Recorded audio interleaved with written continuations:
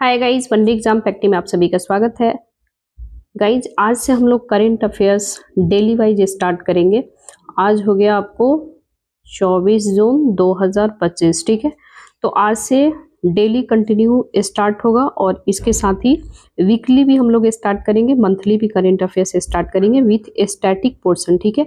यानी कि जो न्यूज़ में रहेगा वो तो पढ़ेंगे ही पढ़ेंगे, इसके साथ ही आप जो स्टैटिक बुक्स में जा करके जो पढ़ते हैं तो उसको पढ़ने की आपको ज़रूरत नहीं पड़ेगा, ठीक है। ये सारे चीज़ एक ही वीडियो में हम लोग कंबाइन करके सारे एक एक स्टैटिक और जो न्यूज़ में है वो सारे एक एक करके हम लोग देखेंगे, ठीक है। डेली वाइज करंट अफेयर्स हम लोग देखेंगे, ठीक है। तो आज जो है बहुत ही ज़्यादा चर्चा में है, जितने भी सारे न्यूज़ चर्चा में सब हम लोग कंप्लीट करेंगे। इसमें the Hindu, Indian express, PIB सारे इसमें इंक्लूडेड है, ठीक है। कह रहा है कि यूएन वीमेंस के अनुसार बढ़ता हुआ मैनोस्फीयर लैंगिक समानता के समक्ष गंभीर खतरा क्यों बताया गया, ठीक है। यानी कि जो मैनोस्फीयर है ये क्यों चर्चा में है, तो ये हम लोग देखेंगे। यूनाइटेड नेशन जो है ये वीमेंस को यानी कि मैनोस्फीयर लैंगिक समानता के समक्ष खतरा बताया है, तो आखिर ये क्या है, ठीक है। तो ये एक ऐसा शब्द है, इसका ये शब्द का अर्थ होता है, यानी ये एक शब्दावली है। इसका अर्थ होता है कि ऑनलाइन समुदाय जितने भी होता है, यानी कि ऑनलाइन जो कम्युनिटी होता है एक ऐसा नेटवर्क होता है, यानी कि जो भी पुरुष तत्व जो होते हैं वो महिलाओं के प्रति निगेटिविटी काफ़ी थिंकिंग रखते हैं। एक ऑनलाइन प्लेटफॉर्म के माध्यम से वो लोग क्या करते हैं कि लाइक डिजिटली माध्यम से, जैसे जैसे आप लोग देखते हैं फेसबुक, इंस्टा, नाम कुछ और है और वो कोई और नाम से अपना आईडी वगैरह बना लेते हैं और कहीं न कहीं वो लोग वीमेन से काफ़ी निगेटिविटी बात करने के प्रति या फिर ऐसे उनको टैग किया जाता है, ठीक है। तो इसी के बारे में ये पूरा टॉपिक हम लोग एक-एक करके देखेंगे। तो ये कह रहा है कि ये एक ऐसा समुदाय होता है, ये समुदाय झूठा दावा करता है कि नारीवाद यानी कि फेमिनिज्म जो होता है, लैंगिक समानता से पुरुषों के अधिकारों के नुकसान पहुँचाया जाता है, ठीक है। यानी कि जो पुरुष होते हैं ये अधिकारों को नुकसान पहुँचाते हैं महिलाओं को, ठीक है। ये सोच जो है महिला के प्रति घृणा यानी कि मेसोगेनी जो है, मेसो मिसो मिसोजेनी नारीवाद नारीवाद विरोधी विचार पर आधारित है, ठीक है। मैनोस्फीयर की बातें करें तो ये एक डिजिटल प्लेटफॉर्म होता है जिसका इस्तेमाल अक्सर आप देखते हैं कि फेसबुक, इंस्टा ये सारी चीज़ें नफरत फैलाने के लिए यूज किया जाता है। कहीं ना कहीं महिलाओं के खिलाफ ये भेदभावपूर्ण सोच फैलाई जाती है, लैंगिक पूर्वाग्रह को बढ़ावा दिया जाता है। तो हम लोग देखेंगे इसके फैक्टर क्या क्या हो सकते हैं, मैनोस्फीयर के बढ़ने के लिए जिम्मेदार कारक क्या है, ठीक है। तो ये इसके कौन कौन से कारक है, तो आप देख सकते हैं कि आजकल के जो समाज में पुरुष होते हैं सामाजिक रूप से अकेलापन महसूस करते हैं और उन्हें किसी समूह से जुड़ाव चाहिए होता है और इसी के कारण मैनोस्फीयर जैसे कि समूहों को आकर्षित करते हैं, जैसे उनके समर्थन वगैरह मिलता है, जैसे कि किसी भी वीमेन से वो बातें करना चाहते हैं ना। इसके साथ ही डिजिटल पहचान छुपाते हैं, ठीक है। यानी कि डिजिटल पहचान छुपा हुआ रहता है, जैसे कि आप इंटरनेट, मैंने पहले ही बताया कि इंटरनेट वगैरह पे जैसे कि फेसबुक, इंस्टा है ना, व्हाट्सअप या फिर बहुत सारी चीज़ें, अपना फ़ोटो खुद का नहीं डालते हैं, अपना नाम कुछ रहता है, जैसे मान लो किसी का रवि नाम है तो वो अपना सोनू, मोनू कुछ भी व्हाटएवर वो अपना नाम दे देंगे, है ना। तो ये सामाजिक कानूनी सज़ा का एक मतलब लाइक बोले कि डिजिटल पहचान यानी कि जो बॉयज़ होते हैं वो डिजिटल अपना आइडेंटिटी छुपाते हैं, इंटरनेट पर गुमनाम रहते हैं जिससे उन्हें कानूनी सज़ा नहीं मिले, उन्हें कानून की तरफ से सज़ा को कम किया जा सके, उनको प्रॉपर वे में बोले तो उनको लॉ यानी कि कानून उन्हें नहीं पहचान पाए और सज़ा नहीं मिल पाए, उनका ये मकसद होता है। इसलिए महिलाएं के खिलाफ नफरत और भेदभाव फैलाना आसान हो जाता है, ठीक है। सोशल मीडिया पर एल्गोरिथम की बातें करें तो सोशल मीडिया के तकनीकों के ऐसे हानिकारक महिलाओं के खिलाफ विचारों को ज़्यादा फैलाने में मदद करते हैं। पुरुष बढ़ाने वाले प्रभावशाली लोग की बातें करें, पुरुष तत्व बढ़ाने वाले प्रभावशाली लोग यानी कि इन्फ्लुएंसर जो होते हैं, कई युवा पुरुष सोशल मीडिया हस्तियों को फॉलो करते हैं, जैसे कि आप देखते हैं बहुत सारा कोई अट्रैक्टिव लड़की है या फिर कोई हीरोइंस टाइप का लुकिंग है, फोटो है, तो उसे फॉलो करते हैं और रूढ़िवादी लैंगिक भूमिकाओं को बढ़ावा देते हैं।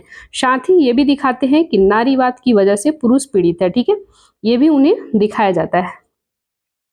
एक एक करके हम लोग हर एक एक टॉपिक को कंप्लीट करेंगे। तो आखिर इसका इफ कह रहा है कि इसका इफेक्ट क्या क्या हो सकता है, इसका प्रभाव क्या क्या पड़ सकता है। तो महिलाओं और लड़कियों के लिए डिजिटल विश्व में सुरक्षा कम होना, जैसे कि गेम गेमर गेट एक ऑनलाइन उत्पीड़न अभियान था जिसमें महिलाएं जो है गेमर्स को पुरुष प्रधान सोच रखने वाले निशाना बनाया गया था।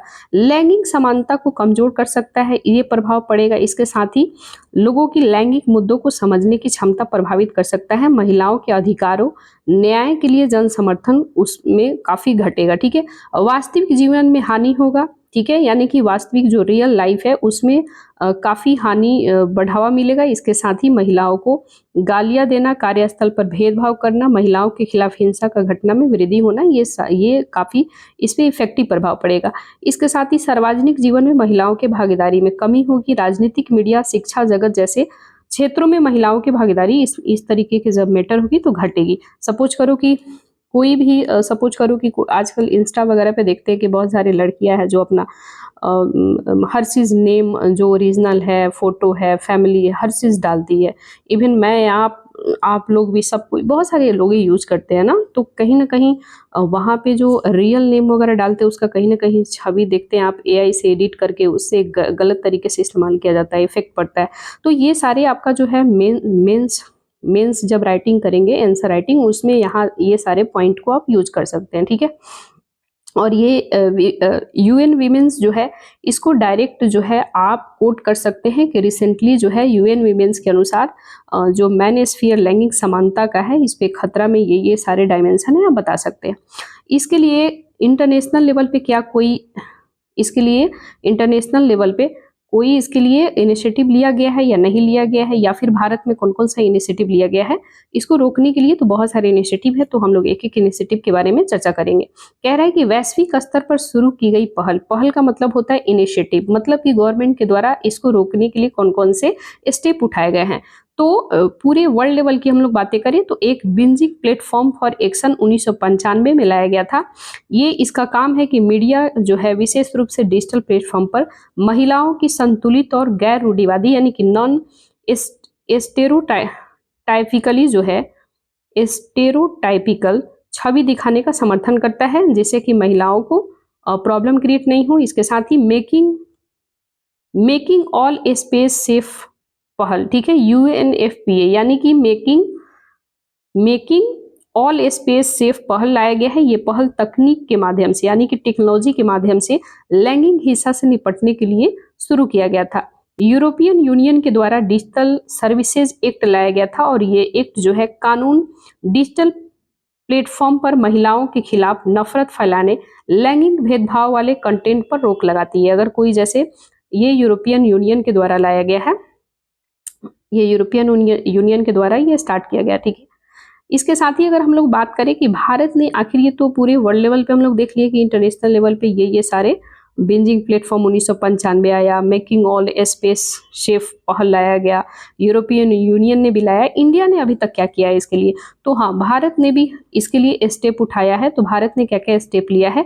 स्त्री अशिष्ट रूपन प्रतिषेध अधिनियम 1986, इसके तहत ये कानून डिजिटल मीडिया में महिलाओं को अशिष्ट या फिर अपमानजनक प्रस्तुत को अपराध मानता है। यानी कि ये 1986 जो है ये कानून डिजिटल मीडिया पे कोई महिलाओं को अभद्र तरीके से टिप्पा टिप्पणी अगर करके उसका पोस्ट वगैरह पोस्ट करता है, लिखता है, ठीक है, तो उसे अपराध माना जाता है। इसके साथ ही आईटी नियम 2021 लाया गया है। इन नियमों के तहत सोशल मीडिया प्लेटफॉर्म जो है किसी भी आपत्तिजनक कंटेंट की शिकायत करने पर 24 घंटा के भीतर उसे हटाया जाता है। ठीक है, तो ये सारे आईटी नियम 2021 लाया गया है। स्त्री अशिष्ट रूपन प्रतिषेध अधिनियम 1986 भारत सरकार के द्वारा लाया गया है। इसके साथ ही डिजिटल शक्ति, ये इनिशिएटिव भारत सरकार के द्वारा स्टार्ट किया गया है। ये जो इनिशिएटिव है इसका उद्देश्य है महिलाओं और लड़कियों को साइबर दुनिया में सक्षम बनाना, उनके लिए इंटरनेट को एक सुरक्षित स्थान बनाना। ठीक है, तो ओवरऑल ये सारे न्यूज है जो आपको पढ़ के जाना है, प्रीलिम्स मेंस दोनों में काम आएगा। ठीक है, नेक्स्ट हम लोग देखेंगे यूके हाउस ऑफ कॉमन ने टर्मिनली इल एडल्ट्स, तो ये टर्मिनली इल एडल्ट्स क्यों चर्चा में है? तो ये असिस्टेंट डाइंग बिल को मंजूरी दिया है। ठीक है, यानी कि असिस्टेंट डाइंग बिल आखिर ये होता क्या है? ठीक है, असिस्टेंस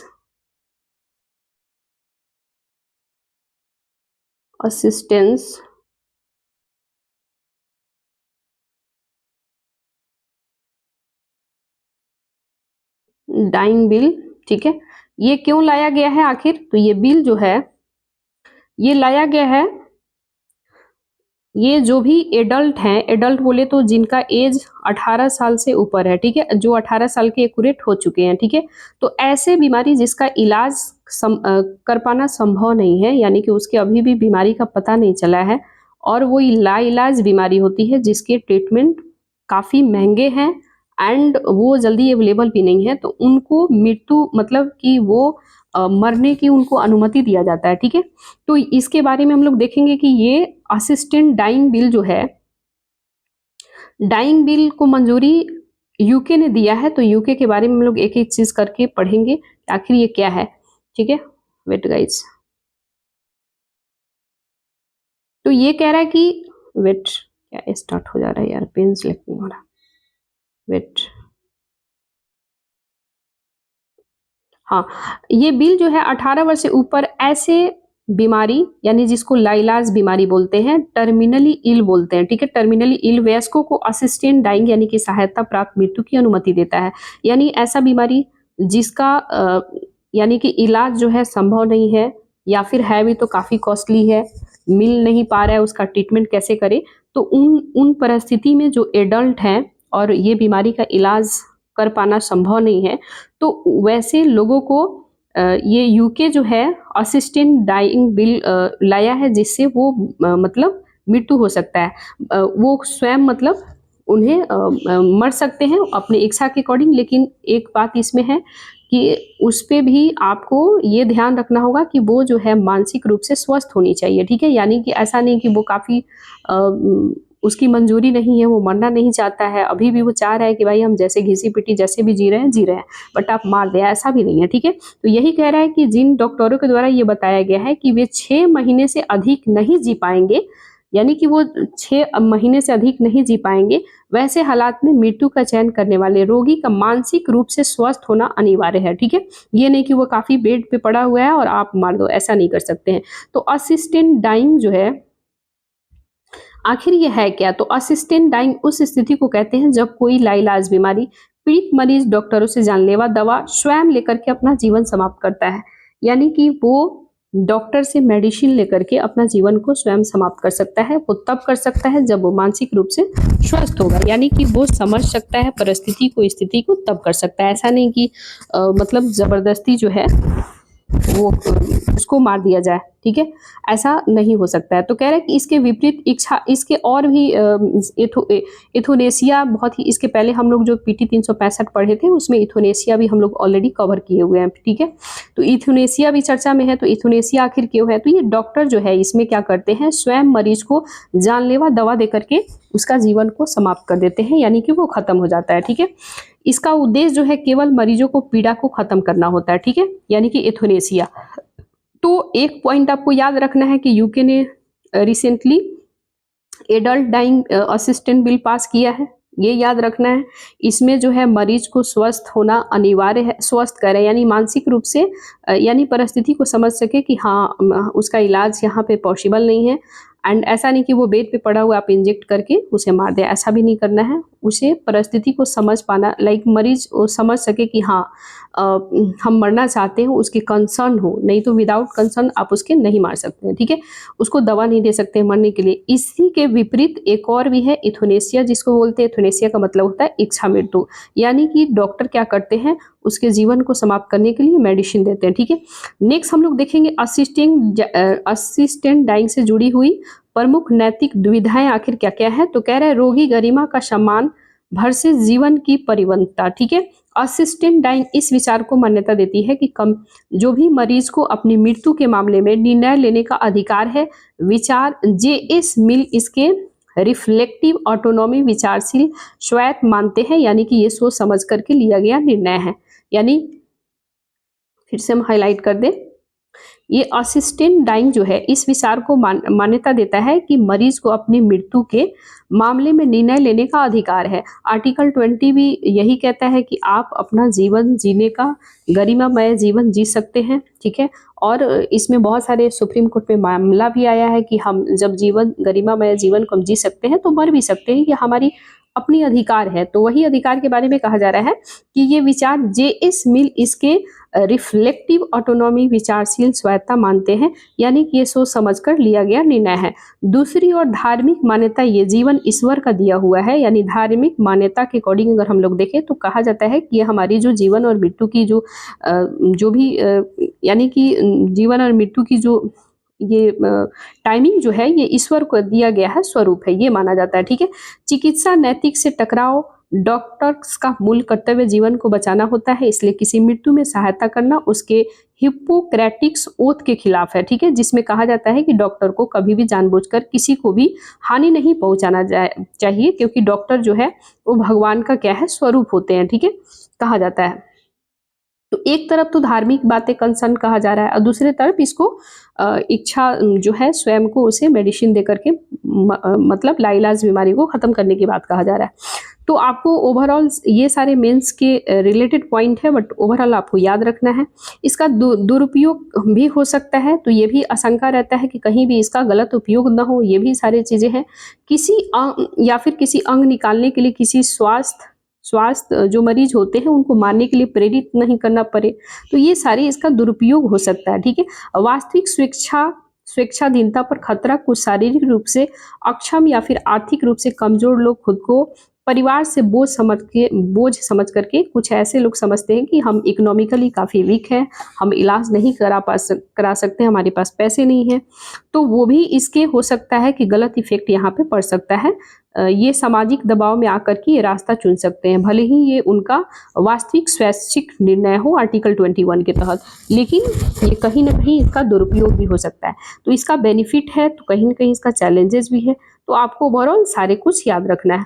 नेक्स्ट हम लोग देखेंगे संयुक्त राज्य अमेरिका के ऑपरेशन मिडनाइट हैमर के बाद, यानी कि संयुक्त राज्य अमेरिका के ऑपरेशन मिडनाइट हैमर के बाद ईरान हॉर्मुज स्ट्रेट जलमार्ग को बंद करने पर विचार कर रहा है। यानी ईरान जो है वो रिसेंटली जो है संयुक्त राज्य अमेरिका ने, आपको पता है कि मिडनाइट यानी कि मध्य रात में ईरान पे अटैक किया है, उसके न्यूक्लियर जहाँ पे ठिकाने हैं, परमाणु ठिकाने हैं, वहाँ पे अटैक किया है। तो इसके बारे में हम लोग एक एक करके पढ़ेंगे। ऑपरेशन मिडनाइट हैमर आखिर ये है क्या? तो ईरान जो है ईरानी परमाणु ठिकाने पर अमेरिका के द्वारा हवाई हमले के मामले में, इसके बाद ईरानी हमला किया, यानी कौन अटैक किया? तो अमेरिका ने अटैक किया। किस पे किया? ईरान के परमाणु ठिकाने पर, ठीक है। तो इसलिए कहा जा रहा है कि ये ऑपरेशन जो है मिडनाइट हैमर ऑपरेशन है, किसके द्वारा लाया गया है? तो ये संयुक्त राज्य अमेरिका के द्वारा लाया गया। ईरान की संसद ने इसी के तहत ये जो अटैक हुआ इसके बाद जो है ईरान जो है उनके संसद में हॉर्मुज स्ट्रेट जलडमरू मत को बंद करने को मंजूरी दे दिया गया, ठीक है। तो अब हम लोग देखेंगे एक एक करके कि आखिर ये क्यों मंजूरी दिया है, इसके क्या क्या उद्देश्य हो सकते हैं, ऑपरेशन मिडनाइट हैमर आखिर ये है क्या, किसने किया, ये सारे एक एक करके हम लोग करेंगे, ठीक है। तो कह रहा है कि ऑपरेशन मिडनाइट हैमर जो है ये लक्षित परमाणु ठिकाने पर, यानी संयुक्त राज्य अमेरिका के द्वारा इस ऑपरेशन के तहत ईरान के परमाणु ठिकाना, एक आपको फैक्ट याद रखना है कि नतांज, इस्फहान और फोर्डो, ये तीनों आप कहीं भी नोट मेकिंग अगर कर रहे हो तो इसे आप नोट कर लेना।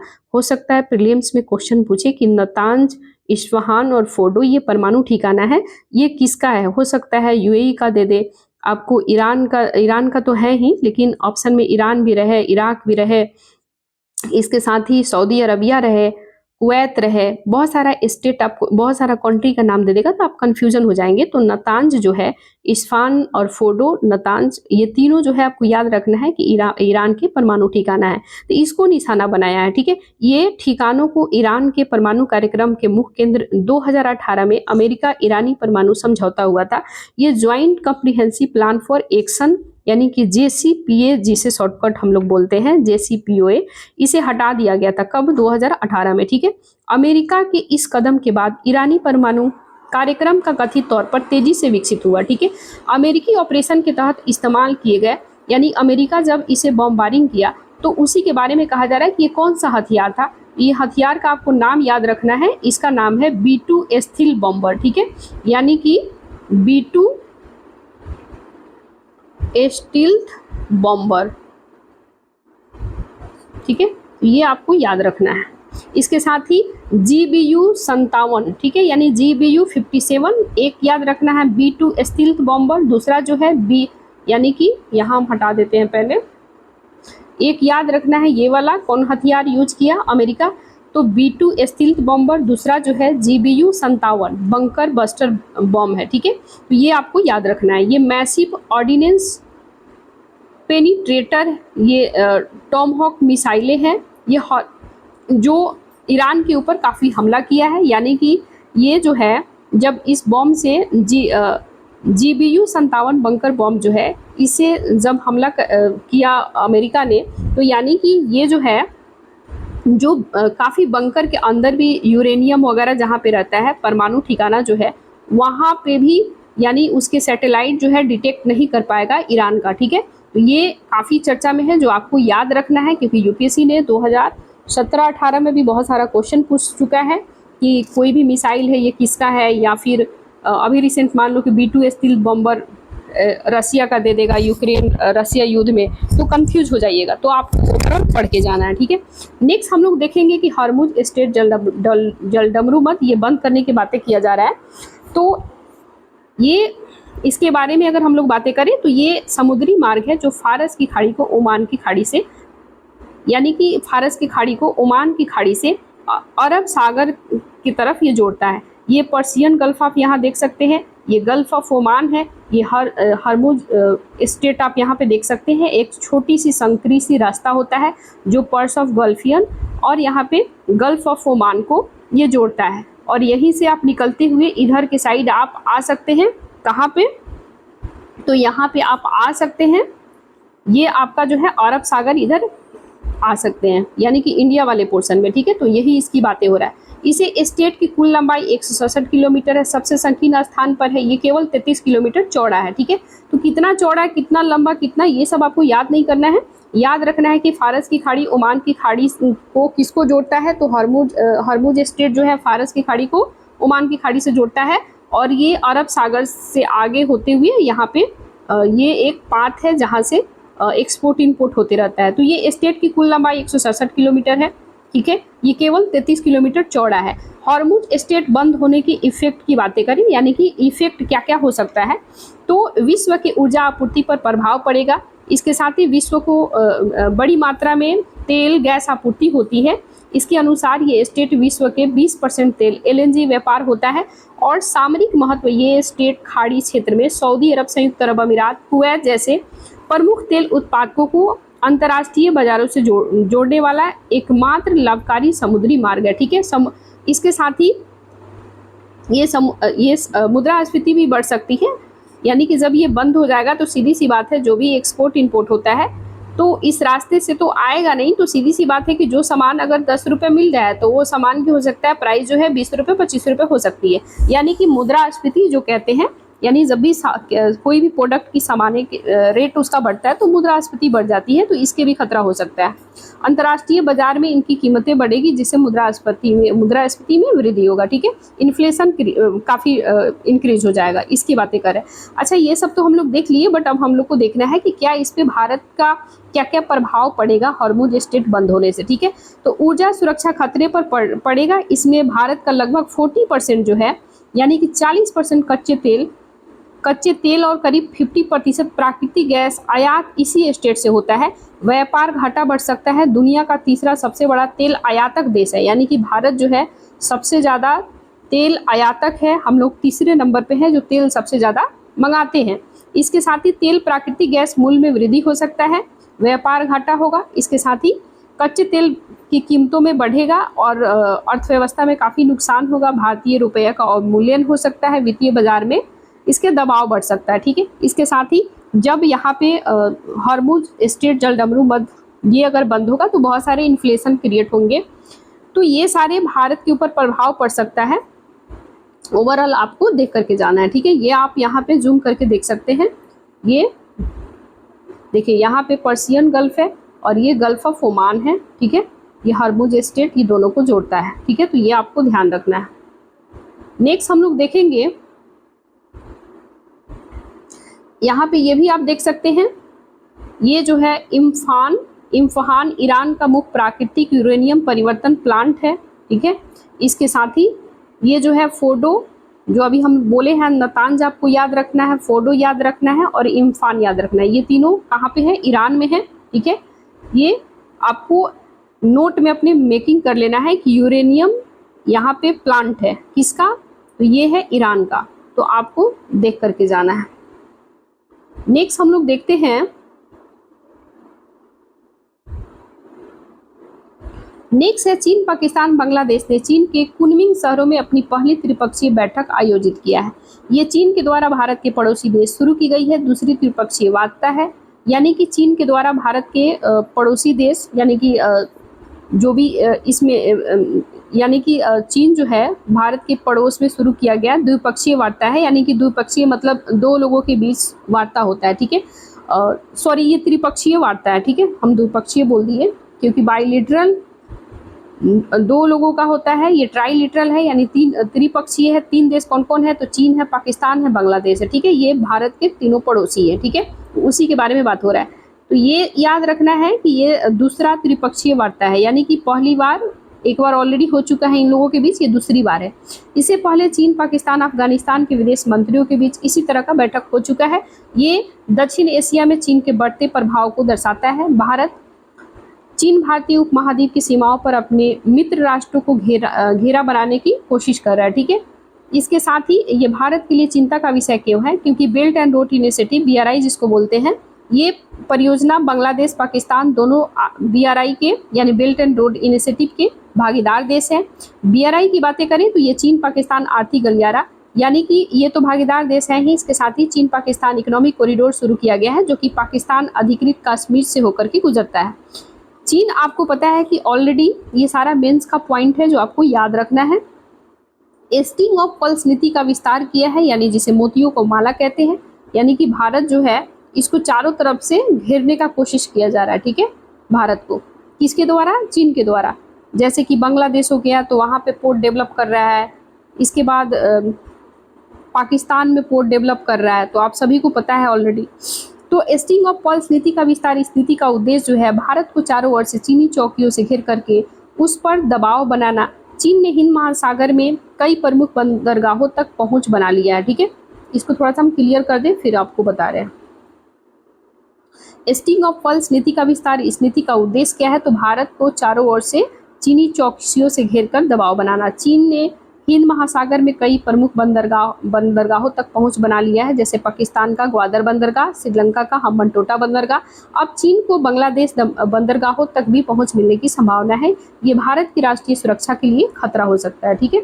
नेक्स्ट हम लोग देखेंगे, इसके साथ ही और भी इनिशिएटिव है। समानांतर क्षेत्रीय सहयोग, चीन के द्वारा वैकल्पिक क्षेत्रीय मंचों के कारण भारत के नेतृत्व वाले मंचों में से बिम्स्टेक, यानी कि बिम्स्टेक का महत्व कम हो सकता है। बिम्स्टेक बहु क्षेत्रीय तकनीकी और आर्थिक सहयोग के लिए बंगाल की खाड़ी का इनिशिएटिव है। भारत पड़ोस प्रथम नीति को नुकसान त्रिपक्षीय पहल पहुंचा सकता है। ये संकेत देता है कि भारत के पड़ोस के नेतृत्व की कमी को चीन भर रहा है, यानी कि भारत के जो पड़ोस का नेतृत्व का जो कमी है वो चीन भरपाई कर रहा है, यानी कि चीन जो है अपना वहाँ पे यानी कि वर्चस्व बढ़ा रहा है, ठीक है। दक्षिण एशियाई क्षेत्रों में भारत की भूमिका कमजोर हो सकती है। इसके वे फॉरवर्ड क्या क्या हो सकते हैं, आगे की राह जिसको बोलते हैं हिंदी में। तो भारत को सबसे, यानी कि भारत के सभी पड़ोसी देशों के साथ मैत्रीपूर्ण, यानी कि दोस्ती के तौर पर पारस्परिक लाभकारी संबंधों को प्राथमिकता देनी होगी। बिम्स्टेक जैसे क्षेत्रों को संगठन और मजबूत करना होगा, ठीक है। तो ये आपको याद रखना है। ये आप यहाँ पे देख सकते हैं, BRI के माध्यम से बेल्ट एंड रोड इनिशिएटिव कैसे यहाँ पे कंस्ट्रक्शन वगैरह करके डेवलप किया जा रहा है, ठीक है। यहाँ पे आप देख सकते हैं। नेक्स्ट हम लोग देखेंगे, नेक्स्ट न्यूज जो है, भारत में राजनीतिक दलों के वित्त पोषण की समस्या चुनाव को लागत को बढ़ा रही है, पारदर्शिता में कमी, ठीक है। तो ये क्यों चर्चा में हम लोग को पढ़ के जाना है, ठीक है। तो कह रहा है कि association for the democratic reform की एक रिपोर्ट के अनुसार कई राजनीतिक दलों ने 2024 के आम चुनाव के बाद अपना ब्यौरा, यानी कि एक्सपेंडिचर जो ब्यौरा होता है, यानी चुनाव में कितना खर्चा हुआ, उनको ये इलेक्शन कमीशन ऑफ इंडिया को सौंपना होता है, जो देने में 1 से लेकर 232 दिनों तक की देरी हो चुकी है। यानी कि जो 90 दिनों के भीतर जो है, लोकसभा में जब चुनाव होता है तो 90 दिनों के भीतर आपको देना पड़ता है। 90 दिनों के भीतर लोकसभा चुनाव में आपको कितना इलेक्शन में खर्चा हुआ वो आपको देना पड़ेगा, जो चुनाव के जो पार्टी होते हैं उनके माध्यम से, और विधानसभा में ये देना पड़ता है 75 दिनों के लिए, ठीक है। तो ये ओवरऑल यही कह रहा है कि ये जो है काफ़ी डिले कर चुके हैं, तो ये आपको याद रखना है, ये चर्चा में है। ओवरऑल हम लोग को आपको इलेक्शन कमीशन ऑफ इंडिया भी पढ़ के जाना है, और ये भी सारा पढ़ के जाना है कि आम चुनाव जो होता है उसमें 90 दिनों के लिए, आम चुनाव बोले तो लोकसभा चुनाव में 90 दिनों के भीतर जो भी एक्सपेंडिचर होता है ये आपको देना पड़ता है, और लेजिस्लेटिव असेंबली की बातें करें तो 75 दिनों के लिए, ठीक है। इसके साथ ही भारत में राजनीतिक दलों के वित्त पोषण से जुड़ी चिंताएं क्या क्या हो सकती है, तो चुनाव प्रक्रिया की लागत बढ़ना, यानी कि डे बाय डे जो है, जो चुनाव का प्रक्रिया होता है, भले ही स्कूल का बजट, मतलब एजुकेशन के बजट बहुत ही कम है, हेल्थ सेक्टर पे बजट ये लोग कम बनाएंगे, लेकिन अपना चुनाव में जो है, चुनाव में खर्चा सबसे ज़्यादा होना चाहिए। वही रिपोर्ट कह रहा है कि चुनाव प्रक्रिया की लागत का बढ़ना, 2024 का लोकसभा चुनाव दुनिया का सबसे महंगा चुनावी आयोजन बन गया, ठीक है। दुनिया का सबसे महंगा जो 2024 का लोकसभा चुनाव हुआ, 18वीं लोकसभा, इसकी बातें कह रहा है, ठीक है। इस चुनाव में लगभग 1.35 लाख करोड़ की एक्सपेंडिचर हुआ है, यानी कि खर्च हुआ है। पारदर्शिता की कमी है। 2004 से 5 में 2022-23 के बीच 6 प्रमुख राजनीतिक ऐसे दल हैं जो लगभग 60% राजनीतिक जो है चंदे अज्ञात स्रोतों से प्राप्त हुए हैं, जिनकी जानकारियां ये लोग नहीं दे पा रहे। राजनीतिक दलों की फंडिंग में असमानताएं हैं। जैसे 2024 में आम चुनाव में राष्ट्रीय दलों की कुल राजनीतिक फंडिंग की बातें करें तो 93% से अधिक हिस्सा प्राप्त हुआ था। इसे राजनीतिक दलों को मिलने वाले चंदे में असमानता देखी गई। चुनाव में सभी के लिए समान अवसर चिंताएं बढ़ गया, ठीक है। इसके साथ ही उम्मीदवारों के लिए असमानता देखी गई, यानी कि अनइक्वलिटी देखी गई, इक्वलिटी नहीं है। चुनाव में सभी के लिए समान अवसर अवसर होना चाहिए, तो ये इसके लिए चिंता बढ़ गया। उम्मीदवारों के लिए अत्यधिक खर्च हुआ है। चुनाव के नियम के अनुसार प्रत्येक उम्मीदवारों को लोकसभा चुनाव में अधिकतम 95 लाख रुपए तक का खर्च करना है और विधानसभा में 40 लाख रुपए तक का खर्च करना है, जबकि ये काफ़ी इससे ज़्यादा हो चुका है। अक्सर तीसरे पक्ष प्रचार को आदर्श आचार संहिता कमियों की वजह से चुनाव में वास्तविक खर्च कहीं अधिक हो जाते हैं।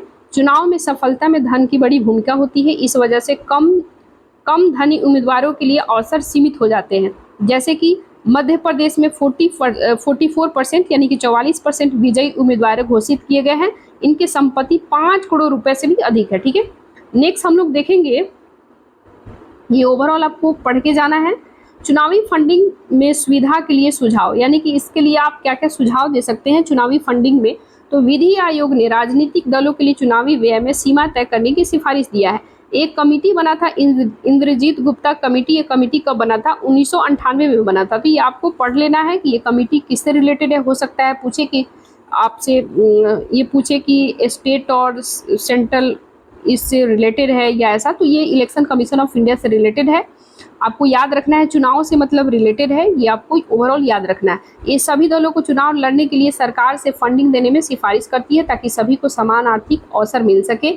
एडीआर जो है, ठीक है, यानी कि एडीआर की सिफारिश के अनुसार सभी चुनावी व्यय चेक यानी कि एक्सपेंडिचर चेक ड्राफ्ट आरटीजीएस के माध्यम से होनी चाहिए ताकि चुनाव में काले धन का इस्तेमाल को रोका जा सके, ठीक है।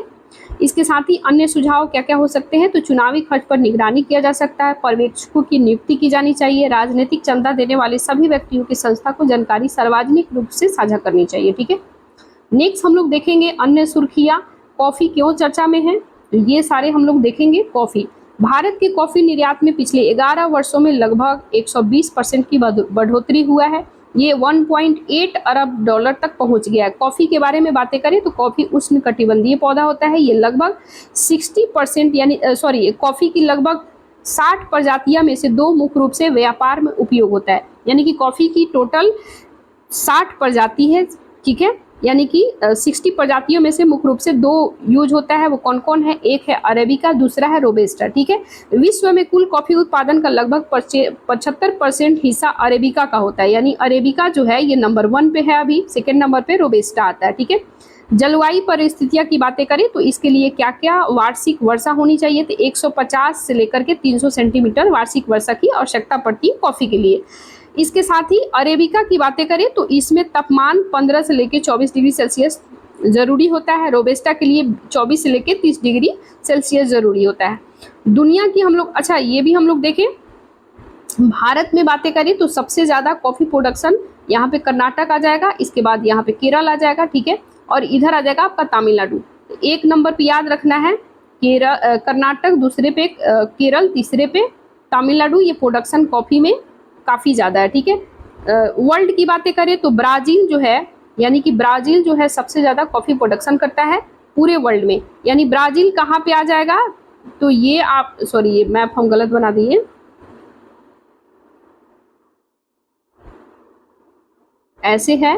तो यहाँ वाला जो पोर्शन है ना, इधर वाला, यहाँ तो आपको इधर वाला चिली आ जाएगा, ठीक है, यहाँ पे वेनेजुएला आ जाएगा, यहाँ पे सूरीनेम वगैरह आ जाएगा। इधर आपका यहाँ पे एक और कंट्री है, नाम अभी भूल रहे हैं हम थोड़ा सा, ठीक है, मतलब यहाँ पे और यहाँ पे एक कंट्री, इधर साइड में ब्राज़ील आ जाएगा। ये ब्राज़ील वाला जो पोर्शन है ना, इसी की बात कर रहे हैं। तो ब्राज़ील में सबसे ज़्यादा कॉफ़ी ये साउथ अफ्रीका में पड़ता है, तो आपको ध्यान रखना है कि साउथ अफ्रीका में, ठीक है।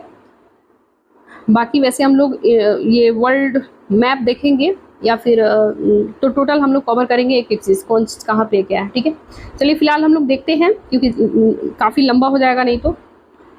नेक्स्ट हम लोग देखेंगे, नेक्स्ट न्यूज़ जो है स्वर्णरेखा नदी क्यों चर्चा में है। स्वर्णरेखा नदी की हम लोग बातें करें तो स्वर्णरेखा नदी, इसमें आई अचानक बाढ़ के कारण उड़ीसा के बालासोर में भारी तबाही मचाई गई है, जिसके कारण ये चर्चा में है। तो हम लोग को पढ़ के जाना है कि इसके कौन कौन से स्वर्णरेखा नदी की उत्पत्ति कहाँ से होती है, इसके ट्रिब्यूटरीज रिवर्स कौन कौन सी है, वो सारे हम लोग को देखना है। स्वर्ण रेखा का अर्थ होता है सोना और रेखा, इसका मतलब होता है रेखाधार, यानी इसका शाब्दिक है सोने की रेखा, ठीक है। भौगोलिक जानकारी की हम लोग बातें करें तो उसका उद्गम स्थल रांची यानी झारखंड के नजदीक पिस्का गांव के पास से है। नदी घाटी क्षेत्र की विस्तार झारखंड, उड़ीसा और पश्चिम बंगाल। तीन चीज इसमें याद रखना है। मुहाना की बातें करें, नदी जो है बंगाल की खाड़ी में गिरती है। सहायक नदी यानी ट्रिब्यूटरीज की बातें करें तो इसमें कांची है, करकरी है और खरकई है, ये 3 नदियां याद रखना है। हंडरू जल प्रपात जो है इसी नदी पर स्थित है। राष्ट्रीय जलमार्ग अधिनियम 2016 के तहत स्वर्णरेखा जलमार्ग के राष्ट्रीय जलमार्ग यानी कि 96वां यानी 96वां घोषित किया गया था, तो ये आपको ध्यान में रखना है। नेक्स्ट हम लोग देखेंगे डिजिटल मार्केट, ठीक है। डिजिटल मार्केट एक्ट DMA आखिर ये क्यों चर्चा में है, तो रिपोर्ट के अनुसार अल्फाबेट की कंपनी गूगल ने यूरोपीय संघ के नियमों का पालन करने के लिए अपने सर्च रिजल्ट्स में बदलाव करने को प्रस्ताव दिया है। डिजिटल मार्केट एक्ट 2022 की बातें करें तो ये कानून सुनिश्चित करता है कि बड़ी डिजिटल कंपनियां गेटकीपर ऑनलाइन न्यायपूर्ण तरीके से व्यवहार करें और अन्य कंपनियों को प्रतिस्पर्धा करने का अवसर दे, यानी कि कॉम्पिटिटिव में अवसर मिले। गेटकीपर वे बड़ी डिजिटल प्लेटफॉर्म कंपनियां होती हैं जो कुछ खास डिजिटल सेवाएं दे सकती हैं, search engine, app store, messaging सेवाएं दे सकती है, ठीक है। ये कानून क्या क्या सुनिश्चित करता है, ये उपभोक्ता को ज़्यादा, यानी कंज्यूमर जो होते हैं वो ज़्यादा बेहतरीन सेवाएं उनको मिल सके, सर्विस मिल सके अच्छा क्वालिटी का, और अगर वे चाहें तो सेवा प्रदाता बदलने का अधिकार उन्हें मिल सके, सेवाओं को सीधी और आसान पहुँच हो सके, कीमतें में उचित मूल्य पे मिल सके, उसका ज़्यादा काफ़ी मोनोपोली ना हो, ये सारे हैं, ठीक है। नेक्स्ट हम लोग देखेंगे नेक्स्ट है कैट रेट। कैट रेट क्यों चर्चा में है, तो इसे भी हम लोग देखेंगे। कैट रेट जो है, कह रहे हैं कि हाल ही में वन्यजीव वैज्ञानिकों ने हिमालयी स्नो लेपर्ड की पहचान किया है, ठीक है। तो स्नो लेपर्ड आपको पढ़ के जाना है। आपको पता है कि यूपीएससी जो है, नॉट यूपीएससी, हर स्टेट जो है आजकल बहुत ही ज़्यादा जो है ये लाइक बोले तो टाइगर से रिलेटेड जितने भी स्पीसीज वगैरह होती है, इन्वायरमेंट से रिलेटेड, इन्वायरमेंट वगैरह में ये सारे एक इसका टॉपिक है, तो वहाँ आपको पढ़ने को मिलेगा। ये सारी चीज़ आपको पढ़ के ओवरऑल जाना है। हाल ही में वन्यजीव वैज्ञानिकों ने हिमालयी स्नो लियोपार्ड यानी स्नो लेपर्ड की पहचान के लिए कैट रेट तकनीक का उपयोग के उजागर किया। ये कैट रेट आखिर ये है क्या, तो camera trap data repository and analysis tool के बारे में। ये एक सॉफ्टवेयर होता है जो कि कैमरा यानी ट्रैपिंग के माध्यम से लिए गए फोटो आर्टिफिशियल इंटेलिजेंस और न्यूरल नेटवर्क मॉडल की मदद से पहचान किया जाता है। ठीक है, बड़ी बिल्ली की पहचान के लिए इस्तेमाल किया जाता है ये तकनीक।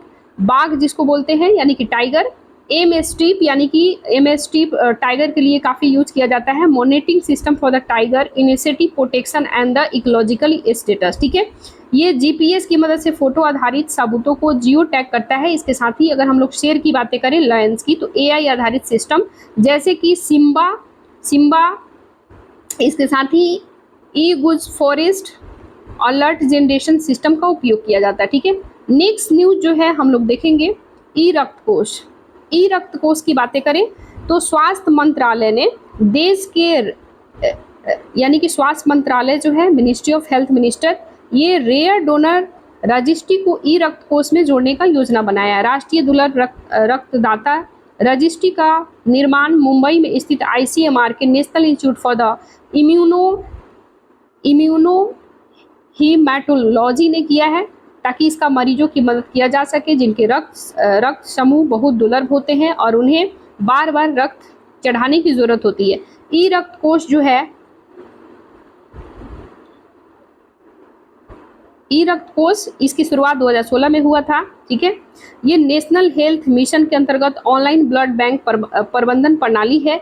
ये ब्लड बैंकों की जानकारी उपलब्ध कराता है और ये रक्तदान शिविरों की जानकारी भी देता है। ई रक्त कोष ड्रग एंड कॉस्मेटिक एक्ट राष्ट्रीय रक्त नीति मानकों को दिशा निर्देश को पालन सुनिश्चित करता है। ठीक है, नेक्स्ट हम लोग देखेंगे स्कल्पटर गैलेक्सी। स्कल्पटर गैलेक्सी आखिर ये है क्या? यहीं से जब क्वेश्चन आ जाएगा तो आप लोग सोच में पड़ जाएगा कि भाई ये आया कहाँ से। ठीक है, थोड़ा सा लंबा तो हो गया है क्योंकि ये 2 दिन का न्यूज है। 2 दिन का न्यूज इसमें ऑलरेडी कराया गया है, यानी कि 23-24 दोनों का। देखिए, शोधकर्ताओं ने ईएसओ के वेरी लार्ज टेलीस्कोप पर मल्टी यूनिट स्टैटोस्कोपिक एक्सप्लोरे, एक मिनट थोड़ा इसको हटा के पढ़िए, स्कल्पटर गैलेक्सी एनजीसी 253 क्यों चर्चा में है? तो हाल ही में शोधकर्ताओं ने ईएसओ के वेरी लार्ज टेलीस्कोप पर multi unit spectroscopic explorer mouse उपकरण का उपयोग करके स्कल्पटर गैलेक्सी का विस्तृत मानचित्र तैयार किया गया। ठीक है, स्कल्पटर गैलेक्सी की बातें करें तो इसे एनजीसी 253 या फिर सिल्वर क्वाइन गैलेक्सी के नाम से भी जाना जाता है। ये पृथ्वी से 7.5 मिलियन प्रकाश वर्ष दूर होता है। इसकी खोज 1883 में कैरोलिन हर्सल ने किया था। ये एक बड़ी और किनारे से दिखाई देने वाली सर्पिलर गैलेक्सी है। ठीक है, इन गैलेक्सी के चारों ओर हेलो यानी कि हैलो होता है, जिसमें यानी कि चारों ओर हैलो होता है, जिसमें पुराने जो तारे होते हैं, ये तारा समूह डार्क मैटर होता है। मिल्की वे यानी कि एंड्रोमेडा गैलेक्सी एक खास प्रकार की बर्ड सर्पिलर गैलेक्सी होती है। इसमें आमतौर पर गैस और धूल की फीतों जैसी पट्टियां होती है, गैलेक्सी के बीच से गुजरती है। ठीक है, नेक्स्ट हम लोग देखेंगे 2 न्यूज इधर आपका है और इसे भी हम लोग कंप्लीट करेंगे। ये 2 दिन का पूरा न्यूज है आपका। कैरेबियन द्वीप ग्वाडेलूप, कैरेबियन द्वीप जो है ग्वाडेलूप यानी कि कैरेबियन द्वीप ग्वाडेलूप की एक फ्रेंच महिला को नए रक्त समूह के वाहक के रूप में पहचान किया गया है। ये दुर्लभ रक्त समूह जो है ग्वाडा नेगेटिव नाम दिया गया है। वह इस रक्त समूह की दुनिया का एकमात्र ज्ञात व्यक्ति है। ग्वाडा नेगेटिव के बारे में अगर हम लोग बातें करें तो ग्वाडा नेगेटिव आखिर ये है क्या? तो ये एक नेगेटिव रक्त समूह प्रणाली है। इसमें international society of blood transfusion के द्वारा आधिकारिक तौर पर इसे वेट गाइस इधर चला गया यार, हाँ, ये आधिकारिक तौर पर ISBTO 42 के रूप में पंजीकृत किया गया है। ये रक्त समूह EMM एंटीजन मौजूद इसमें नहीं होता है। EMM एंटीजन आमतौर पर लाल रक्त कोशिका पर पाया जाता है और इसे हाई इंसिडेंट एंटीजन माना जाता है। हाई इंसिडेंट एंटीजन लगभग सभी मनुष्यों में मौजूद होते हैं। ये दुनिया की 48वीं रक्त समूह प्रणाली बन गई है। ठीक है, नेक्स्ट हम लोग देखेंगे नेक्स्ट न्यूज, नैनो उर्वरक क्यों चर्चा में है? तो नैनो उर्वरक जो है Indian farmers fertiliser cooperative limited Brazil में अपना पहला विदेशी नैनो उर्वरक संयंत्र स्थापित करेगा, इसलिए चर्चा में है। इफ्को के द्वारा 2021 में दुनिया का पहला नैनो लिक्विड यूरिया लॉन्च किया गया था, ठीक है। इसके बाद 2023 में नैनो डीएपी यानी कि डीएपी लॉन्च 2023 में किया गया था। नैनो उर्वरकों की बातें अगर हम लोग करें तो नैनो उर्वरक एक ऐसे पोषक तत्व होते हैं जिसमें नैनो आकार की सामग्री यानी कि 100 नैनोमीटर या उससे भी कम लपेटा या फिर कोट किया जाता है, यानी कि नैनो उर्वरक जो होता है उर्वरक पे इसे काफ़ी छोटे लिक्विड के वे में परत इसके चढ़ाया जाता है, उसी की बात कर रहा है, ठीक है। यानी उसे कोटेड किया जाता है। इससे पोषक तत्व धीरे धीरे नियंत्रित रूप से मिट्टी में घुल जाते हैं। इसके लाभ क्या क्या हो सकते हैं? संधारणीय कृषि को बढ़ावा देता है, ये मृदा जल के प्रदूषण को कम करता है, लागत में काफ़ी कियाफती कमी मिलेगी, पौधों को पोषक तत्वों को बेहतर अवशोषण मिलेगा, अवशोषण होता है, उर्वरकों की बर्बादी कम होती है, बार बार उर्वरकों का प्रयोग करने की आवश्यकता नहीं पड़ती है। तो ओवरऑल ये सारे आपको पढ़ के जाना है। नेक्स्ट हम लोग देखेंगे अंतर्राष्ट्रीय योग दिवस। अंतर्राष्ट्रीय योग दिवस क्यों चर्चा में है? तो दुनिया भर में 11वां अंतर्राष्ट्रीय योग दिवस मनाया गया है, तो एक तो याद रखना है 11वां अंतर्राष्ट्रीय दिवस। इस योग दिवस की थीम क्या है? Yoga for one earth one health. दिसंबर 2014 में इस संयुक्त राष्ट्र महासभा ने प्रस्ताव संख्या 69/131 के तहत 21 जून को अंतर्राष्ट्रीय योग दिवस घोषित किया गया था। 21 जून को उत्तरी गोलार्ध में यानी कि नदर्न हेमिस्फीयर में इस वर्ष लंबा दिन होता है, ग्रीष्म संक्रांति जिसे कहा जाता है। योग के बारे में, योग शब्द संस्कृत के मूल शब्द यूज से लिया गया है जिसका अर्थ होता है जोड़ना। योग वास्तव में आत्मा शरीर की एकता का प्रतीक होता है। महर्षि पतंजलि ने अपने योग सूत्र के माध्यम से योग की तत्कालीन प्रचलित पद्धतियों को व्यवस्थित और संहिताबद्ध किया था। योग का यूनेस्को की मानवता की अमूर्त सांस्कृतिक विरासत प्रतिनिधित्व सूची में भी शामिल किया गया है। तो ओवरऑल ये सारा गाइज आपका न्यूज़ रहा। हम लोग आज बहुत सारा न्यूज़ लगभग पढ़ लिए। कितना सारा पढ़े हैं? 1 2 3 1 मिनट 1 2 3 4 5 6 7 8 9 9, इसके बाद 10 11 12 13 14 न्यूज़ गाइज आज हम लोग टोटल कंप्लीट कर चुके हैं। ये बहुत इम्पोर्टेंट है, ठीक है। तो ये आपको ओवरऑल पढ़ के जाना है और देन हम लोग अच्छा एक चीज़ आपको याद रखना है, वो जो हम बताए ना लास्ट वाला में नहीं होता है तो कल उसे हम रिवीजन शॉर्ट नोट्स के फॉर्म में उसे ओवरऑल जो आज हम लोग पढ़े हैं उसका कल हम लोग ओवरऑल रिवीजन कर लेंगे 5 से 10 मिनट में, ठीक है, ताकि आपको क्लास में ही सब कुछ याद हो जाए, ठीक है। तो ये वाला कल करेंगे क्योंकि आज का सेशन काफ़ी लंबा हो गया है। ऐसे वीडियो काफ़ी पर डे 20 से 25 मिनट में ही स्टैटिक के साथ हम कंप्लीट करेंगे क्योंकि इसमें 2 दिन का न्यूज़ ऑलरेडी कवर हो चुका है, इसलिए, ठीक है। तो गाइज़ वीडियो अच्छा लगे तो लाइक कीजिएगा, शेयर कीजिएगा, सब्सक्राइब कीजिएगा। ये चैनल मेरा नया है एंड बहुत दिनों से मेरा वीडियो इसलिए नहीं आ रहा था क्योंकि मेरी एक्चुअली बहुत मेरा 2-3 एक्चुअली मेंस का भी पेपर चल रहा था, 2-3 एग्ज़ाम भी थे, तबीयत भी ठीक नहीं था एंड बहुत ज़्यादा मेरा थोड़ा सा लोड काफ़ी पड़ जा रहा था। सॉरी फॉर दैट, इसके लिए मैं बिज़ी भी थी, बहुत ज़्यादा वर्क भी करना होता है, सब कुछ है ना। डोंट वरी, आज से रेगुलर कंटिन्यू जाएगा, वीकली भी जाएगा, मंथली भी जाएगा और डेली वाइज भी करेंट अफेयर जाएगा। तो उसके लिए आप लोग टेंशन फ्री रहिए। जब तक के लिए जय हिंद जय भारत, मन लगा कर पढ़ते रहिए। फिर मिलते हैं नेक्स्ट वीडियो में। Bye bye, good night.